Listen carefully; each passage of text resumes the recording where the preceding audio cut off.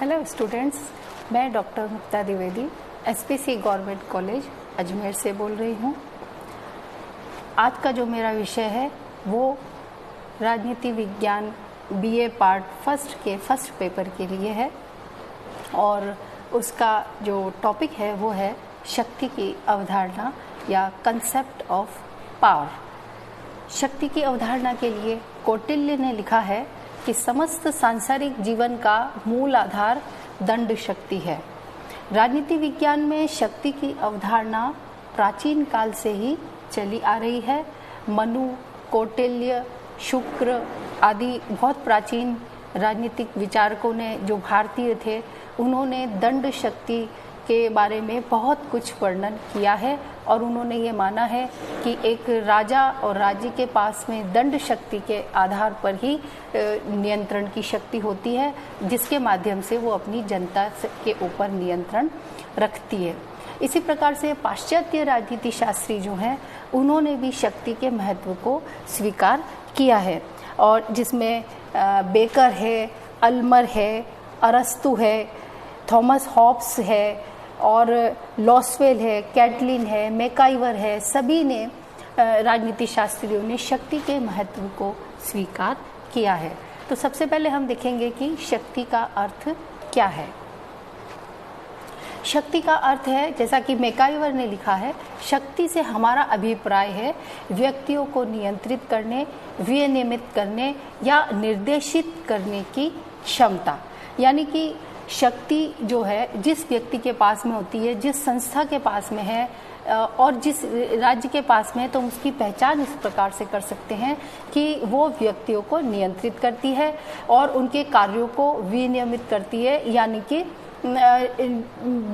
उनको एक साँचे में ढाल सकती है नियम के अनुसार और लोगों को निर्देशन भी दे सकती है। यानी शक्ति में बहुत ही महत्वपूर्ण तत्व विद्यमान होते हैं। इसी तरह से ऑर्गेन्स्की ने लिखा है, शक्ति दूसरे के आचरण को अपने लक्ष्यों के अनुसार प्रभावित करने की क्षमता है। अगर कोई व्यक्ति है और वो किसी दूसरे व्यक्ति को प्रभावित कर रहा है अपने लक्ष्य के अनुसार, यानी कि जो वो चाहता है वो उससे करवा रहा है, तो इसका मतलब वो अपनी शक्ति का प्रयोग कर रहा है। ये एक संस्था या एक राज्य भी अपनी शक्ति के माध्यम से दूसरों पर नियंत्रण रख सकता है। इसी तरह से कैटलिन, लॉसवेल, कैप्लान आदि ने भी शक्ति की संकल्पना का विस्तार से वर्णन किया है। तो हम जो राजनीति शास्त्री हैं उनके जो विचार हैं शक्ति के लिए, उसको देखते हुए हम शक्ति को कई अर्थों में समझ सकते हैं। शक्ति को सबसे पहले हम समझते हैं बल प्रयोग के रूप में। शक्ति बल प्रयोग के रूप में काम में ली जाती है। शक्ति भौतिक होती है और इसको अगर हम, जैसे किसी राष्ट्र के पास में अगर सैनिक शक्ति है तो उसको हम शक्ति कहेंगे। वो उसका बल प्रयोग वो राज्य जो है वो दूसरे अंतर्राष्ट्रीय पे दूसरे राज्यों के ऊपर भी कर सकता है और अपनी आंतरिक क्षेत्र में भी वो नियंत्रण स्थापित करने के लिए बल का प्रयोग करता है। तो जब कोई बल का प्रयोग करता है तो हम शक्ति शब्द का प्रयोग करते हैं। तो शक्ति को हम बल के रूप में समझते हैं। इसी तरह से संकल्प शक्ति के रूप में, संकल्प शक्ति से तात्पर्य यह है कि जब हम किसी बात का संकल्प करते हैं या कोई मनुष्य किसी बात का संकल्प करता है तो वो उसको पूर्ण करने का मादा भी रखता है। यानी संकल्प एक शक्ति के रूप में प्रयोग होता है। बड़े बड़े जो आंदोलन करता हुए हैं उन्होंने किसी बात का संकल्प लिया है और उसको पूर्ण करके भी दिखाया है। तो संकल्प लोगों के लिए, राष्ट्र के लिए, संस्थाओं के लिए शक्ति का काम करती है। तो हम उसे इस रूप में भी समझ सकते हैं। शक्ति प्रभाव के रूप में, जब किसी व्यक्ति का प्रभाव किसी दूसरे व्यक्ति पे पड़ता है या संस्था का प्रभाव या किसी राज्य का प्रभाव दूसरों पर पड़ता है और वो जिसके ऊपर पड़ रहा है वो प्रभावित हो जाता है, तो हम ये कहते हैं कि शक्ति का प्रयोग हुआ है। जैसे महात्मा गांधी के व्यक्तित्व का प्रभाव दूसरे लोगों पर पड़ा, तो हमने ये माना कि महात्मा गांधी बहुत शक्तिशाली हैं। वो बहुत ही कृशकाय थे और उनके पास में कोई अस्त्र शस्त्र भी नहीं थे, वो तो अहिंसा का उपयोग करते थे, लेकिन वो फिर भी बहुत प्रभावशाली थे और इसीलिए हम उनको एक शक्तिशाली व्यक्ति के रूप में जानते हैं, क्योंकि उनके एक ही आह्वान पर पूरे देश की जनता उठ खड़ी होती थी कोई भी आंदोलन करने के लिए। तो प्रभाव शक्ति का एक बहुत बड़ा माध्यम होता है और प्रभाव के रूप में हम शक्ति को पहचान सकते हैं। शक्ति एक नियंत्रण के रूप में, शक्ति किसी दूसरे पर अगर हम नियंत्रण कर लेते हैं, उसको अपने उद्देश्य के अनुसार अपन कार्य करवा सकते हैं, तो फिर शक्ति एक नियंत्रण के रूप में समझी जा सकती है। इसी तरह से शक्ति सहमति के रूप में भी समझी जा सकती है। सहमति से तात्पर्य है कि जब कोई व्यक्ति किसी दूसरे व्यक्ति पर किन्हीं पर प्रभाव डालता है और वो व्यक्ति उसको सहमति जता देता है कि हाँ मैं स्वीकार कर रहा हूँ और मैं ये कार्य करूँगा, या हम उससे कोई काम करवा सकते हैं, तो इस तरह से हम शक्ति को सहमति के रूप में भी समझ सकते हैं। इसी तरह से संगठन ही शक्ति है। जब बहुत सारे लोग एक बात के लिए एक इकट्ठे हो जाते हैं एक ही उद्देश्य को मानने के लिए, तो फिर उस दिशा में बहुत जल्दी से काम होता है और वो भी एक शक्ति के रूप में कार्य करता है। और ये कहावत तो सिद्ध है कि संगठन में ही शक्ति है। इसी तरह से शक्ति एक सामान्य प्रवृत्ति होती है। एक मनुष्य में, एक राज्य में ये सामान्य प्रवृत्ति होती है कि वो शक्ति एकत्रित करना चाहता है। जो मनुष्य शक्ति नहीं है जिसमें, तो वो चाहता है कि मैं थोड़ी शक्ति एकत्रित कर लूं। जब शक्ति एकत्रित कर ली जाती है तो हम उस शक्ति को बनाए रखने का प्रयास करते हैं, और जब शक्ति उतनी ही रहती है तो थोड़े दिनों में हम और उसमें वृद्धि करने का प्रयास करते हैं।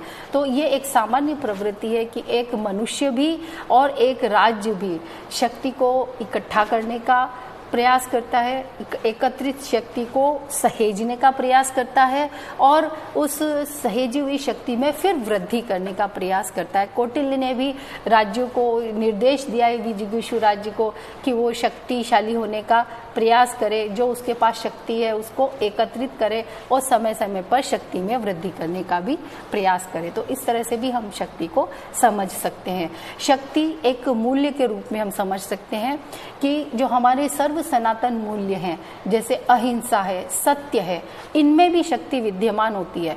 जो लोग सत्य को मानते हैं और सत्य के पर चलने की कोशिश करते हैं, उनके पास में यह बल होता है कि हम सत्य के ऊपर चल रहे हैं, इसलिए हम जीतेंगे ही। तो शक्ति एक मूल्य के रूप में इस्तेमाल होती है। इसी तरह से अहिंसा को भी एक बहुत बड़ी शक्ति माना गया है कि अहिंसक व्यक्ति के पास में कुछ भी नहीं होता, हथियार भी नहीं होता, फिर भी वो बड़े से बड़े साम्राज्य को डिगा सकता है, हिला सकता है। भारत का स्वतंत्रता संग्राम इसका बहुत ही अच्छा उत्तम उदाहरण है। तो शक्ति एक मूल्य के रूप में भी इस्तेमाल होती है।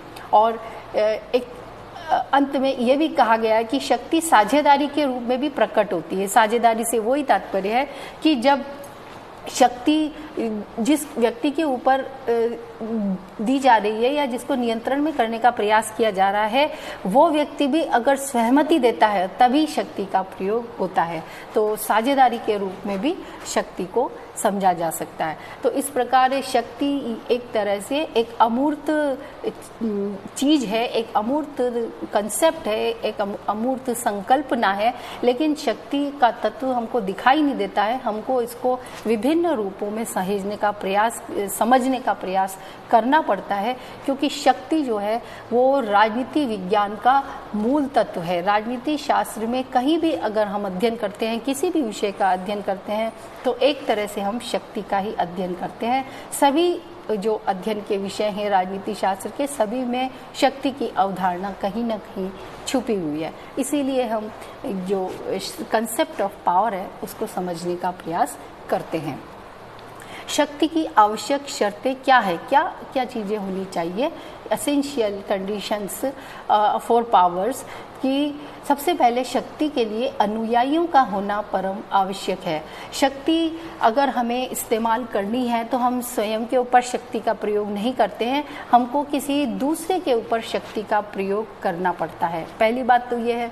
और दूसरी बात यह है कि शक्तिशाली हम निर्वात में नहीं हो सकते हैं, शक्तिशाली हम किसी दूसरे के कंपैरिजन में ही हो सकते हैं। चाहे वो किसी भी क्षेत्र में शक्ति देखनी हो, हम दो चीज़ों का कंपैरिजन करके एक को शक्तिशाली और एक को अधिक शक्तिशाली या कम शक्तिशाली बताते हैं। तो शक्तिशाली के लिए अनुयायियों का होना परम आवश्यक है, जिसको कि हम नियंत्रण में रख सके, जिनको हम आदेश दे सके।